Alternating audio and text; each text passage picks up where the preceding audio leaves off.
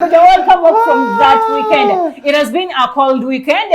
Atenga weekend ebadde sembayo mu mwezi October. October bamite batya mu Rwanda. Ntevunya. January gatonya February mpulasa nyana. Ntevunya. Ntevunya. Mukulu kusaba tungo. Gwetugendamu. Oh no, ye musenene. Gwetugendamu. Gwetugendamu ye musenene. Musenene mukulu kusaba tungo tatukoze bubi nakamu. Akawewo kabadde. Tukoze bubi nnyo nga gye nkomeza. Nnyo enkuba gwetakubyeko. Abagula emmotoka zammwe ne munsekera ne abagula ettaka tubadde ku lumyo. Neba ne mukama emmotoka ettaka libadde batwala okukola. Nkugambye twali tulirinnya mu ettambula ne tugenda. Abasomi mbadde ku makya nsanga abaana bambi n'osanga abaana basatu bali ku board enkuba etonya n'ogamba wa board ampaako kamu nkatwale n'ogenda nako ppaka ku ssomero n'obayingiza. Omwana w'enkuba nga naffe betwasoma ate tukole kimunanga ondi olina okuyamba eggwanga mutima gwa ggwanga nsanga abaana ku board n'ogamba board omanyi mpaako omunange mukwate mulaba bambi ekigo kisaayo nakijja gwe weesiimye munnange emirimu emiwasoma emirimu gyo gya lwaggulo nefe abakeera ku makya nenga twagala obabuuzaako omusibye mutya katusubire mwasubye balidadi sana nnyo muli bulungi nnyo bamaama bataata basenga bakojja abakuna b'emikwano enana gye businza okwanga mutulaba naffe badde manyi baafa bakyali balamu oba emizimu gyegiramu nenga twagala obabuuzaako mu ngeri erinjawulo eri special how are you doing katusubire muli malidadi sana sawa okaokoka twagala obuuza naddala ku bawagizi b'omupiira gw'eggwanga lino Uganda abawagizi b'omupiira gw'ebika by'Abaganda abawagizi b'amasaza nti essaza gye nsibuka Bulemeezi kale nze njala tumiza okukongratulatinga aba Bulemeezi nti kyetwakoze Gomba twagikikoze twagikubye ekikopo fa bakine ekyamasaza ga Buganda neŋŋamba aba Maniu how are you doing tusubire ettaka lyemwagula fa ab'emmotoka tuli bulungi aba Arsenal nenjagala obuuzaako kumwe naye nga okimanyi olunaku lwaliro Haaland yagenda owangula engatto oba awadi ya Balando nti nno naawe bikusanza olirako aba Maniu abo bagenda giwangula twagala obabuuzaako mu ngeri ey'enjawulo eyo script eri written kirabwa n'omwana ayonka Neddala. Naye omwana Haaland akubye akasuuti omulabye? Akubye akasuuti. Kalinga akange kale. Naye tukubye omupiira. Aba Messi. Naye amanya wagera bidde. Batutegeera ddamu tebakisussa. Ndabye bakuba Amina. Anti buli lwala bakayimba ng'omanye tumuyinako ekigenda mu maaso. Kyokka ne Zex tumuyinako. Tusooke wakasumba. Sabule mbozi. Swaba kasumba. Akoze eki? Luli twagala twabalwasanga bamutikka. Ne bamuzza ku bukadde nno bumeka? Ku bukadde nno 18. Ate Swaba kasumba asatu kati omwavu ate yayo yeewola nnyo okusinga omugagga owaye nze nkulimba ki yafera byali bya bufere yeewola no yakola kampani nga bagiyita Kasumba Disanizi ng'ekola biki nkulimba ki n'ebimusibye tebinavaayo n'enjogerayo yennyini alaga nti yeegumya ne mukyala we naye alaga nti olwaferaani omusajja yamufera era omusajja n'amutwala mu kkooti guno gwakubiri nga bamukwata ogwasooka gwalidde ogwasooka mwaka guno gwennyini era bamukwata bamusiba oba n'asasula ne bamusiba ng'asasula watera ndi muzizayo singa yasasula kati omwami oyo yetugeddeko naye atugambye ye takolangako kampuni bwetyo era ye agambye talina na musango lindako yeeganye musango yeeganye kampani ye byonna byeganye mu bufunzi anti kampuni ye yazza emisango kiringanga wa Capital Chicken n'agamba nze sigikolangako eyo kitegeeza n'emisango gyonna gyenna egy'okufugga ensimbi z'abantu y'omulamuzi agamba ki omulamuzi naye tannaba kusalawo era munaye bamututte bamuzizaayo ku mpingu ayina ku mukyalo oba abaana omukyala naye tugenda mulaba mu maaso awo agamba ki naye ng'omukyala alagira ddala nti embeera katusookeyo omukyala wera omukyala naye ogenda kubamusirabuddu wa Allah mulabe bambi Yosubira bambi ebuze. Choka mukomera sala. Sisuubira. Basala nawe. Sisuubira gomanya okusala eswala 3. 5 olunaku ani agenda okuwa mudduwa Allah ndabe kyagamba ku misango gino kubanga ongamba n'omukyala ina byayogedde. Katusookewo omwami.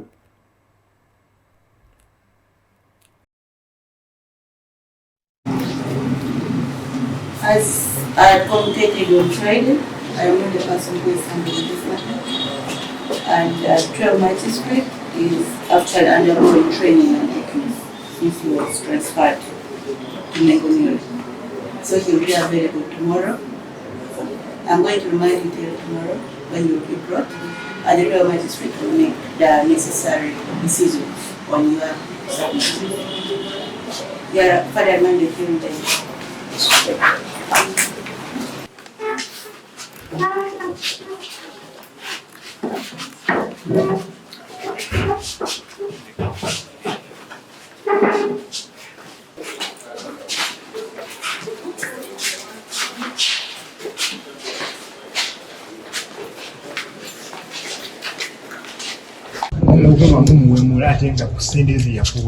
Nze nga Kasumba sinayo company gye bayita Kasumba Sons. So ani amuguni namugamba bugambi nti enkwata gye yankwatamu mbi era nkyamu naye nsobola okwetereza wenaba nvudde wano enkwata yange ajja kusobola okugidereza mwena yabayita weewuunye kakati sente zabawa obudde bwatwala nga abayita bifaanagana era okwagala okuttattana omuntu omusajja mumwemula nze naani nze Kasumba Rashid tewali mulala akolera mu nze toyinza kubamulira muntu ng'oli luzira yanjagaliza luzira ngenda kubeerayo savinge paka we namalira nga kasente kokamanyiko ekyomanya tuli mu kooti nsonga zikotomala gazoogerako si bwe kiri omulamuzi ajja kukola ekisinga obulungi kijja kugwa kino ne Katonda mulungi.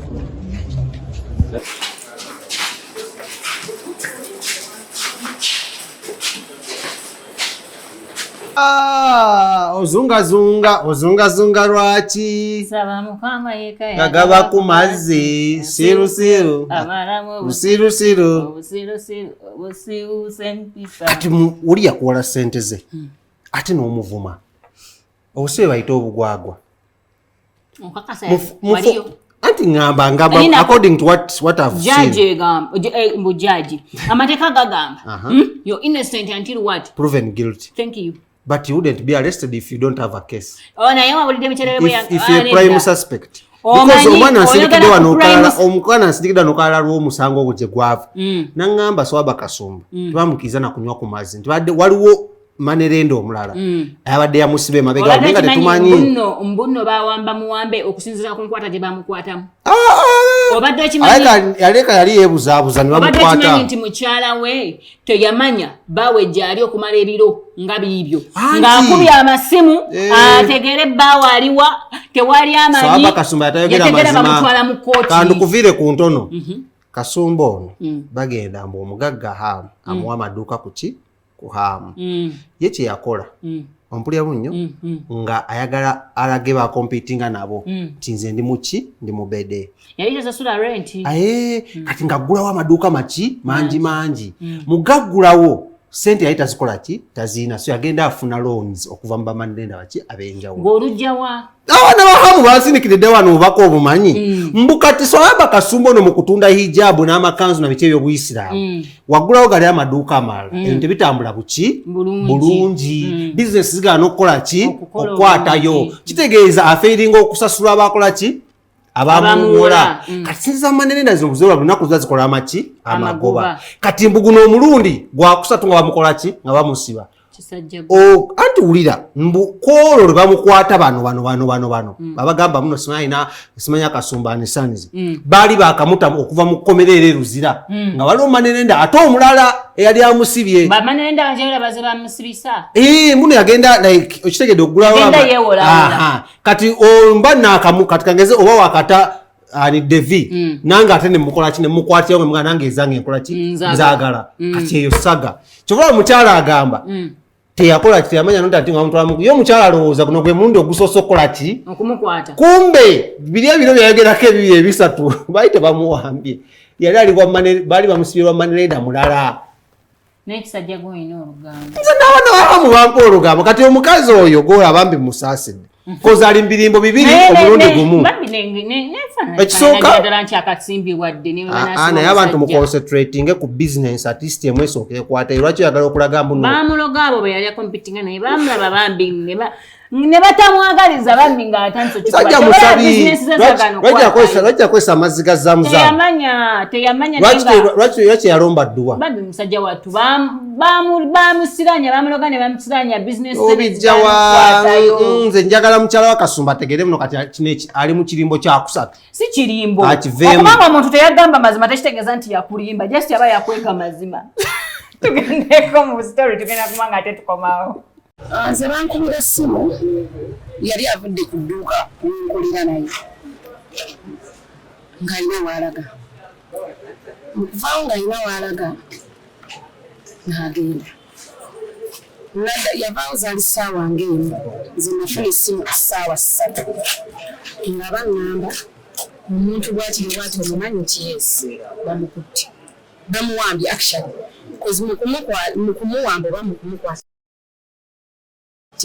at the moment trying to call his contacts nga teziriiko mbuuza ntandikira waani amuyina ankubira emikwalo buli omu tamanyi kikoze eki kibaddewo okuleka omu yajja oluvannyuma nannyonnyola naŋŋamba waategedde Kasumba bamukutte abasajja babadde 6 simanyi abanene bameka nga bwe yabannyonnyola nasula simanyi musajja waali ngezaako contacting abantu bambuulire poliisi ki tewali amanyi gyeri paka enkeera ku Friday of last week nyankubira nga bamuleese wano ku kooti ku ssaawa 5. That is when nanddamu okumulaba naye nasula simanyi gyali simanyi kimukwatako tebamu access kwogera naffe tukubira yankubira simu njala emuluma bamumma ebyokulya ngaera bwe yabannyonnyola ekisooka omulamuzi taliiwo obayise babangambye bosa Mike gwabadde alina okufeesinga n'olw'ensonga eyo bamugambye wakukomawo nkya waliyo abayimbi banna bavuddeyo okomuniketingako naawe nze engeri gye siri muyimbi I want to be honest with you sirimanyi nnyo era tewali yankontaktinze kubanga nabo tebammanyi oba wali mu mbeera ki?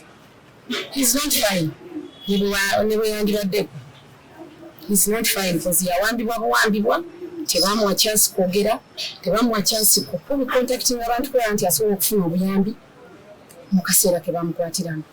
Yes message bakulaze manzira bavuma bagambye gwabavuma si kituufu Mukadde keesi eno gwe nga ggwe ssente zino ezaali zeewolebwa wali akimanyiko wazitegeerako ekyo kyensobola okukomako okubagamba ebisinga mujja kubiwa byembi bisekerwa naye abasajja abasinga mulekerawo okweka bakyala bammwe nga boogambye amazima kale artist mubulyeko ogwa mu so bazikutte so okweka abantu abakyala amazima okweka abakyala ebintu byemubamukola actions ate muna abakyala bano balina emikisa buli womugamba ku business eza weather gye zitambulamu omukyala omuinvolvinga mu business zitambula amanyi mulimu omukyala obanga ddala omukyala omuzaddemu omwana n'omugamba ku business zo zikola ki zirina engeri gye zitambula because bagamba happy wife happy life abasinga tebabimanyi bamanyi kuzaala kamba nnyonnyole bulubira ngo onyonnyola ngaani nga King Smith oyina omukyale waka nga Kabaka Smith King Smith nga Kabaka nyonyo nga Kabaka Smith nga Kabaka Smith nga bwe nakwendako ddima tusaana kugamba abantu kumpewo bewaka wali Harold bagamba nti nno obweyagala okuba nga otambula eggwanga Uganda n'omwagalwa wo n'omukyala n'abaana beekwate bakoza ku nsonga z'okutambula wano mu Uganda ate nga tebazikolako bukozi kutambuza wabula n'okubeebuuzako ne babeera nga bakulifininga obwongo babuuza bujja ne bakubuulira what is needed for your travel and your hotel booking. Bano oba obaagala munnange bakubire ku 0770 603 069 esobola okuyitako ku WhatsApp n'obeera okola kingo obeekwata bano bagamba muno tobuzaabuzibwa ng'oli eyo munnange gweyagala ogende bweru okukuba ekyeyo no tebatwala abantu wabweru batabafunye abantu wabweru mirimu bagamba bo kyebakola bakuyambako mu ntambula balina agencies zebakolagana nazo mu byemirimu thank you so much n'obanga ova mu kaŋŋambe mu agency yo ya Kembabazi naye ng'oyagala kutambula nabo bakuyambeko ku bya visa na biki still basokola ki okuyamba ate banafa ba King Montage Studios bagamba muno goyina mukolo tugenda mbisira bya kolera bana birthdays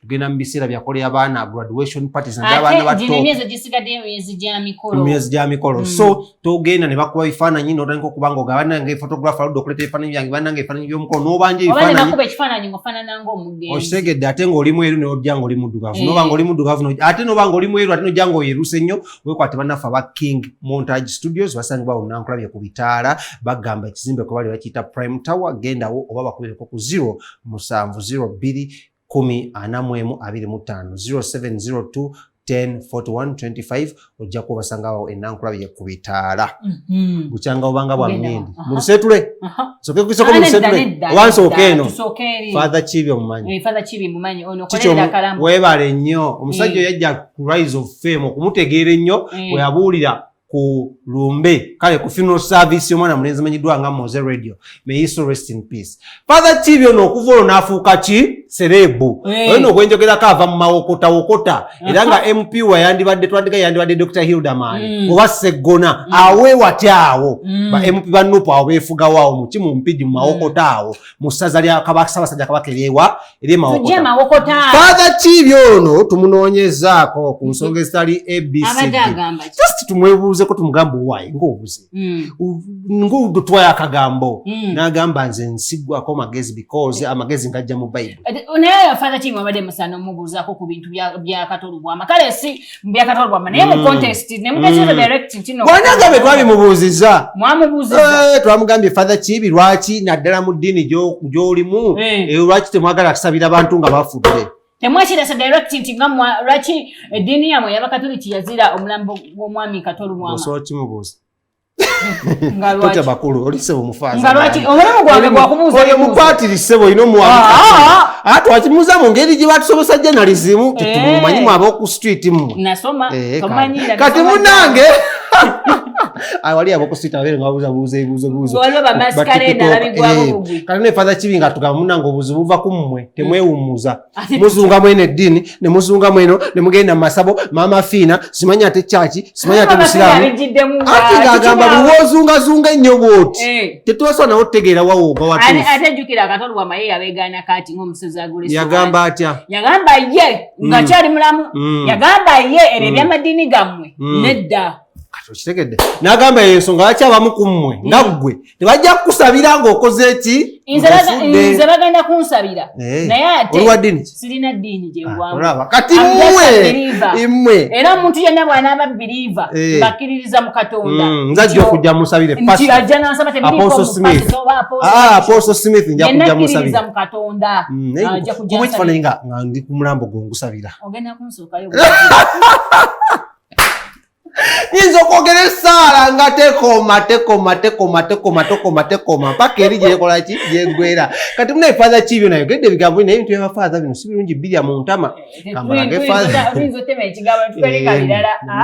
Father Chibi yagambye nze kinakuttemu stop zungaling muzunga nnyo mulekerawo okuzunga bajja basabira ebintu ebimu byolina okukola nga bw'otabikola tofuna kabonero ate Abakatoliki omuntu yenna nga wavaayo ne weegaana mu lwatu eddiini y'Obukatoliki ofa tuba gamba oba toba waffe oba wavaayo mu lwatu n'ogamba siri Mukatoliki nga buli muntu yenna olina okulaba nti weekolera pulaani y'okubeerawo mu nsi n'engeri gy'onaavaamu mweyambisa omumwa bulungi engeri by'olugamba gamba Kereziya buli muntu yenna ne wabeera nga muyimbi naye nga yabatizibwa nga yasomayo emirundi 4 mu myaka 5 naye nga waliwo ekigo ekimumanyi alina kadi ey'abatisimu naye ng'abadde agendayo ne famire ye egamba kizibu nnyo Kereziya okuvaamu naye kati famire emu omuntu abafuddeko abaana bonna bakoma okubatizibwa tebasabanga nakusaba tebagenda ine mu Kereziya okusoma taata wammwe naye abagenzeeko naye tagenda mu kusoma oba omuntu abafuddeko yavayo mwatu neyegaana eddiini kati Kereziya teyesiba ku bantu omuntu Kereziya bwe banga ekwata ekitapalamenti tukubatiza kyagala okuba nga otambula n'eddiini n'osobola okuba nti ate era ekugoberera obulamu obundi obw'enkomerero. Naye tulina eddiini ezimu nga ez'abasamize n'eddiini ezimu nga ez'abalokole, ezo zo basobola okusabira buli muntu yenna obanga omuyisa ajja n'abawayo essaala. Naye ffe essaala okusabira mu butongole mu kereziya olina kubanga okabondo oba abasookerwa maka gasookerwako ne mukusomesa nga bakumanyi nti bakuwera obujulizi nti ono munnaffe ddala tosobola kuvaamu. Abantu bwenna babuulira obeere celebrity obeere w'amaanyi, buli muntu yenna olina okufuna eddiini gye bwekwatako babeere nga bakumanyi nti oli wa ddiini eyo obanga nakikoze bufa booti omulambo gwe bajja kuzunza bakutwala eno n'eri ate tokyagale nga tosobola kujja kwerwanirira. Zeneezo ensonga zo ng'abeewammwe bamanyi eddiini gy'ogendamu ate n'abaana bonna nga bakulaba. Buli muntu yenna ageza okulaba nti eddiini gy'osoma bagimanyi nti newobeera ng'ozikidde abakuliraanye basobola okukola ki? Basobola okugamba nti ono abadde muntu musiraamu, ono abadde mu katoliki, abadde mu kristaayo. Ne bayita abakulu b'ekereziya oba abakkanisa ne bajja ne bakusabira bakugenda. Wano mu Kampala waliwo mise ez'akawungeezi, mise ez'akawungeezi za 11. Kumpi kereziya zonna zonna ez'omu Kampala waliwo mise ey'oku11. Nange empiri n'eza 11. Kati kizibu nnyo okwewozaako n'ogamba nti nze maze ebbanga manya nze sobola kusoma misa ku Sande n'akamu era ofuna akati n'ogendayo. Naye nze manyi ba celebrity abagendako mu kereziya abagendako ne mu makanisa ne basabako wansi ne wayira era nga babamanyi. So kereziya tesindika muntu, omuntu yenna kereziya nyangu nnyo okufuluma wabula nzi amadini gansisa nibadde simanyi mbunno bulijjo waliyo amadini agasobola okusabira buli omu. Nesangayo omuntu afudde abasamize ne bamusabira. Waliwo mulabyayo anti ntali mu mulayimulayiti naye nga gye bali ate abasamize be bafa babasabira. Nti era ndaba bakatuliki bakola mikolo, ndaba bafaaza bakatuliki bakristaayo bakola mikolo ki? Babakolera emikolo gyabwe nga basamize. Giba giti bagikola naye abagyeta bamubaba bati nzimanyi. Just nasomako kale ku Luganda nemanya ku buwangwa ebintu ng'ebyo ebitonotono. Ego walabyeyo namagoye nga bamuziika. Gamba weewaawo. Aweewaawo. Babaziikanga naye bamabuye mu byalo ebyo tubeera. Babula bubuzi. Nga babulira wa. Muno batuko okufa agenda mu kibira na kingira na. Kale Strings of Love yaziza zyo negenda kubeera ng'ennaku z'omwezi 4 November just tuli ku countdown. Next week omwana aziza zyo alina obuyimba wano ku Kampala Serena Hotel. Jangu weewulirire nti nno omwana aziza zyo nakola ki? Ayimba. Bagita Strings of Love omanyi giteno. Komera mukwano baby. Komera gugoleme. Naye mwana ebi batagenda sonyiwa basudde abantu mulavu babakoseza ensobi. Naye bo. So aziza zioni mpisi zaawo ticket ziri on the sale. Menza tickets za mitwalo 15. Menza egenda kubeera ya aleba kati kwegula kati ya mitwalo 10. ba pressa muntu ko bya pressa tubagala ku kivulu kyaffe tufayage tuyongere wafa linda akogule ticket ya mitwalo 10 bonoja kumula ngenda gula ya 15. Emenza egenda kubeera ya bukadde busatu y'abantu. Nze ngenda gula meza lwaki sindika mu 15. Chiwede so n'olwensonga eyo beautiful kalokasita sinza utamuyisaawo tugenda kuuma. Smith wefuge. Temulina kyemugamba. Wera lenyeyo gende ku bakalokasita. Eyo kyembadde nkugamba ne kalokasita yazaala. Yazaala. Nera kwa simufu. Nedda bambi tayogedde bubi bambi. Bambi faza tayogedde bubi. Agambye eti faza. Faza tumubuuza tumugamba yogereko ku nsonga y'abantu bano baserebu. Abantu bali mu limelight. Obutazaala. Wanji? Obutagala kuzaala. N'abatali mu limelight era wali abatazaala. Obutagala kuzaala. Munange ne nabyogerako singa. N'agamba atya. Abantu bajjaze ulirira. Soko ulirira. Tugenda mu bufumbo. Katatali mufumba yagata ku. Netugenda ko ku marriage. Anti kati bonga abakulu b'eddiini teba lwa nsonga. Tebagala kubulankana kufuna bibabuzabuza bagala babere ku ministry uweleza bonga bocho batabakola kyova ne kalokasita naye yagamba nga sinakola kivulu kuuma ontegedde bunyo njagala nsoke nzaaleyo omwana naye namugeye kalokasita lwaki omwana tomuleta mulayimulait naffe ntumulako n'agamba ulya n'agamba father chibi yabagamba tinno tebaleta abaana nga muki right. Wabula Father Chibi alina amagezi gakoze ekigabadde soka tugobona ogenda mu shiyakalo kasita ne Aziza Zion. Uliza Father Chibi. Father Chibi mukunyumize. Father Chibi yagamye mbuno wakirigenda ofumbirwe bigane wakituna kama afumbirwako. Oba n'okuwasa gendo wasabi n'agana bugani era kugani kwa abali bawasiza. Mubana ngamule kubasere bugwe mbuno tebagala ku mbuno bagundi nga olwokuba musajja mbuno bamuwasiza mwagamba Shakibu mbuno amuwasiza. Father Chibi agambye mu Bible anti olwokuba nga munange obutegeera. Agambye muno Bible teriko ebyo teriko musajja yalina wasa oba mukazi naye just nti African society yafebweri. Father Bible gamba therefore a woman shall leave her parents and go join with a man. Yagamba therefore man shall leave a parent and yagamba mani. Yagamba women. Man representing human beings. Katsoka tugende Father kwa ndo tugenda kubabuliza. Father Bible yagamba. Tugeddeko ku bantu banaku okuzaala naye bannabitone byaffe naddala abayimbi basinga obutaagala kuzaala. Abayimbi balina obuzibu. Bw'ofuuka public figure, bw'ofuuka public image, bantu bangi bakutiibuuda olumu. Ogamba omuntu bw'abeera nga public figure, era nibadde nkubuuliza abayimbi, waliwo balina ebiseera birungi ebiri. Waliwo ebiseera nga kyakola ssente, ayambala nga bw'alabye, waba mbambala bwereere, aba akyakola ssente. Bw'amanya nti abantu bwe banjagala ndi bwereere, ajja kukikola. Abamu abatagamu n'akyagala nnyo naye uniqueness ye eri awo.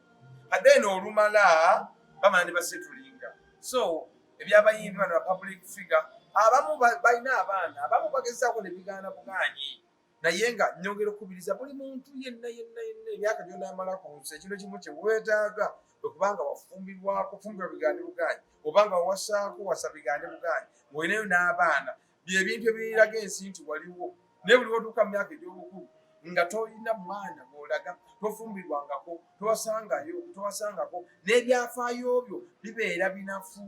Ate bw'obanga ebintu byemu byakulema bino okukola ng'okyali muto ng'okyali biro 50 tosobodde bw'otuuka ogenda okula waggulu n'obeera ng'oli CEO n'obeera ng'oli mugagga n'obeera nga n'ennyonyi mmeka ojja kuwulira nga waliwo ekintu ekikubulako. So abantu bonna bakubiriza oba oli muyimbi oba toli muyimbi otabeeranga faasa obanga otoli munnaddiini bibagana okuwasa n'okufumbirwa. Buli omu olina okulaba nti onoonyeza myaka gyo mu ngeri yonna gy'osobola okulaba nti ofunayo gw'ofuna. Kakati tekirina bwe kyawandiikibwa nti omusajja awasa tebagamba n'omusajja alina okuwasa yekka. Omusajja basobola okuwasa naye wano buwangwa bwaffe ng'Abafirika ekyo kale tekisawundinga bulungi nti Kabogoza namakula yamuwasizza naye mpulira mu bukutu nti mu Kampala mulimu abasajja abaawasibwa bano okola emirimu egimu okufumba kwoza ngoye golola n'ebirala byonna n'ogondera amateeka komawo nsaawa 12 okomawo 4 awo empinga 3 nga zikulya mpulira tunoli abantu abafumbirwa naye love temanyi myaka love temanyi ggwanga love temanyi ddiini. Osanga Omukatoliki ng'afunye Musiraamu, osanga Omusiraamu afunye Mukristaayo. Kati kugamba love temanyi sayidi, osanga omuntu omwava ennyo wazza omuntu mumpi alinga engoma n'agamba nti ono gwenjagadde, n'osanga omwana omuto afunye omuntu namukadde nti ono gwenjagadde. Kisinziira ebibali mu mutima oba anoonya ssente ekyo kirala naye buli love temanyi ebyo. Love ekatinga cross nze ngasseeko embaga ng'abamu B'Amerika bawasa Banigeria bawasa baki ogenda eri ebweru osanga nti love eri buli kintu kyonna. Naye buli muntu yenna abantu abafuna abawasa oluusi abafumbirwa abantu abakulu oluusi babeera ng'ensi yagaana ng'ensi yabalema onayagala amusitula busituzi. Waliwo bannayuganda baffe abali ebweru nga bambi yeetaaga empapula ayinza kati oba weetaaga empapula olina kufumbira omuntu omukazi olina okumala gakuma bukumi naye nga si byoleko. N'abavubuka abanafunafu abalemererwa ng'emyaka gye yalina okukola mu ntabikoze atuuka n'akula ng'ali awo nga talina tewali kintu kirumanga muvuka okwengera emyaka nga talina kale nga 5 oba 4 nga tolina ssente awo olwera oli mu crisis basobola okukozesa buli kintu kyonna oyo n'abagamba kankwase asobola okuwa nga tetunabagenda mu social media mu lusetule mbadde nkugamba lekerawo okuwabya omuntu ali ewaka. Ebayibuli egamba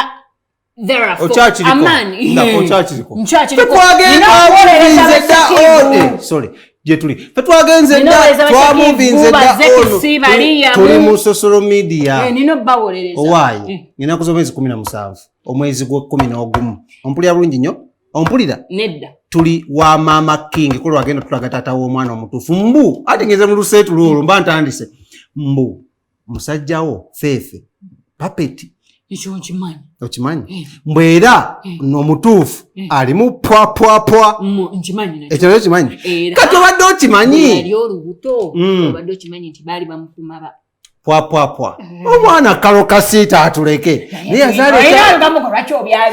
yazaala ekyana ekirungi kingi wali omulabyeko nze kati buuza kikyana kirungi anti kiva eri mu okitegedde mwana gwe naye olutalo lugenda okubeera ku Serena ku show ya Aziza Zion lw'olumanyi lutalo ki ate Aziza Zion alina Debbie alina Debbie nani katugere mu luseetule gwe agava ku Federation wagategedde ate tewali kukola luyimba lwamu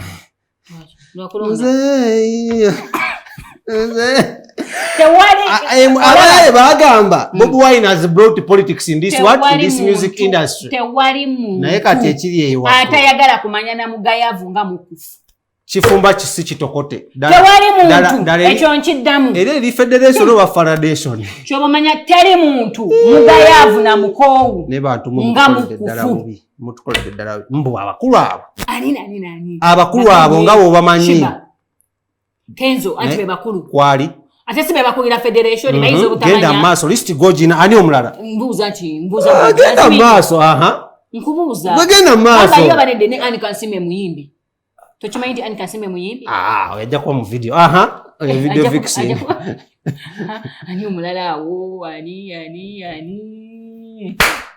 tubaleke abakulu ba Federation naye nga bwe mbamenye bwe batera otambula mu bigundi nina Rose bwe batera otambula Anison bali luno oyo no yaharmonize nze katugende wa Brian's bannange ekyabadde ku Branch bannange kiki ene wabeera gundi wabeera producer wo Braipi nga MC Braipi abadde aliisa maaso kibadde ku social media abaana ebintu byonna babitambuliza bweru ne tugamba lwaki temujje mulumu engoye omusajja wuyo ina nawe yabadde ayambadde naye abaana abaza abaana ab'obuwala baliwo ababayembu they were dressed expensive sikakinzeze engoye sijja ono ngafananye Rihanna nyabo ngafananye mu Rihanna naye mbutuufu Uganda is the true definition of Uganda olaba social media bana bagambye eno ba promoting abusegu nandiki olaba nawe mukazi munnaabo osiima atolo katinzo balina emibiri mwana tu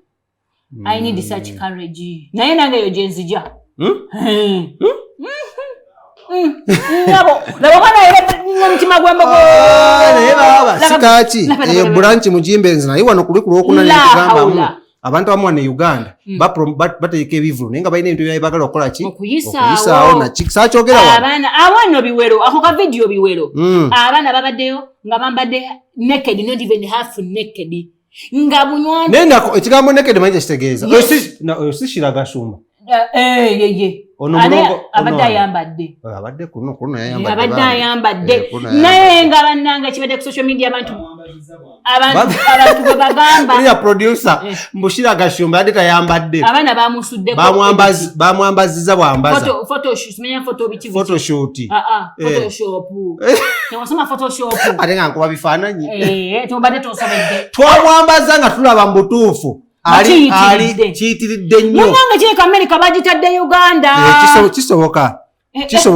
kisoboka bulungi nnyo nno nga gyenkomeza abantu ba social media ate bakuba kelere nga batayi mbunu ebiri awo tebabirabanga wagategedde agakagwawo Ronald Mayinja mbw ate ali mu Kaaba ntulaki tebamugwe engeri yakuba ali oluyimba muzeeyi mwalira kino tebamuyise mbwe essaawa yonna ayingira Uganda kati zeke guno omwezi guno gwe tuyingiramu ogugwako namenya tomulayo Uganda